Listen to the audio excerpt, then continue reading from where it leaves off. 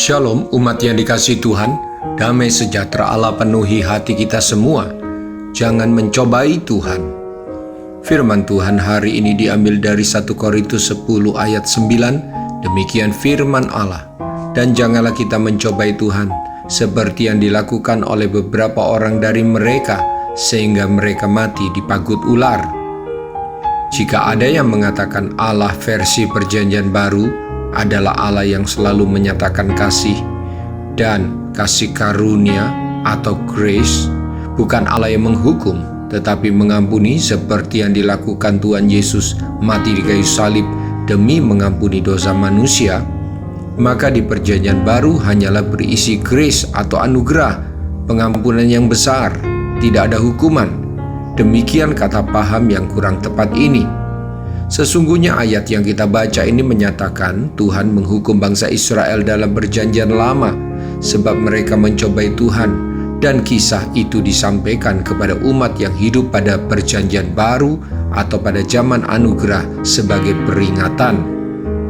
Bapak, Ibu, Saudara-saudari, memang Allah penuh kasih karunia, tetapi jika Anda baca baik-baik apa yang tertulis dari ayat yang kita baca dan dengar ini, kasih karunia Allah bukan kasih karunia yang kompromi dengan dosa dan mengabaikan hajaran serta ganjaran yang harus Dia berikan kepada umatnya, yang mengabaikan kekudusan dan menghina kasih karunia-Nya. Hati-hati dengan paham kasih karunia yang kebablasan, kasih karunia yang dilebih-lebihkan, sehingga umat Tuhan tidak lagi takut akibat dosa, sebab semua dosa sekarang dan yang akan datang sudah diampuni di kayu salib.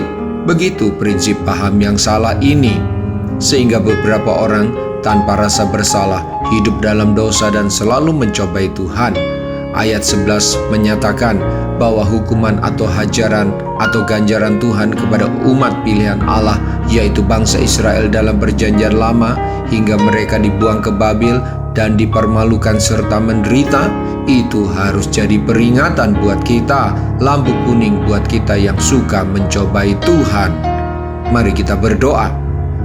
Bapa yang baik, di dalam nama Tuhan Yesus, saya bersyukur, saya mau selalu menaruh hormat kepadamu. Saya tidak akan menyia-nyiakan kasih karunia-Mu dan mencobaimu. Saya paham setiap pelanggaran, setiap dosa pasti ada ganjarannya. Saya mau selalu menghargai, bersyukur untuk kasih-Mu, dan tidak akan menganggap murah kasih karunia-Mu, pengampunan-Mu. Saya mau jadi umat, jadi anak-Mu yang menyenangkan hati-Mu. Ingatkan saya jika saya menyimpang, dan ingatkan saya jika saya mulai mengeraskan hati menentang-Mu. Ampuni dan tolong saya agar selalu hidup sesuai kehendak-Mu. Dalam nama Tuhan Yesus, haleluya, amin. Sampai jumpa besok dengan suara gembala, firman Allah yang hidup. Tuhan Yesus memberkati.